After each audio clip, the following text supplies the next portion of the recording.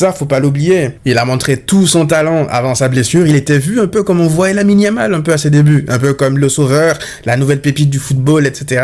Donc tout ça s'arrête comme ça du jour au lendemain de manière aussi brutale. Moi, je peux comprendre que mentalement que ça laisse des traces, en fait. C'est un gamin. Faut pas oublier qu'Ansu Fati, ça reste un jeune joueur.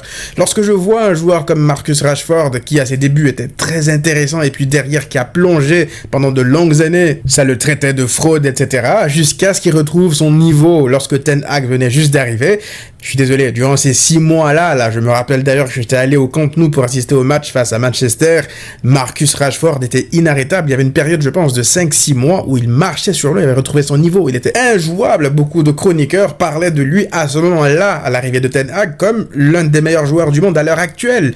Et puis derrière, il a replongé. Je sais pas c'est quoi le problème, c'est mental ou quoi, mais des joueurs comme ça, là, qui ont brillé très tôt et qui s'éteignent au bout d'un moment, je pense qu'il y a le talent, il est là, en fait. Faut juste savoir comment le débloquer. C'est pas comme si ils ont réussi sur un coup de chance, sur 1 ou 2 matchs, faire de grandes choses, et puis ça y est, ça a été que du flop. Non, Ansu Fati, c'est sur une longue période, sur une année complète et demie qu'il a montré de belles choses, autant précoces.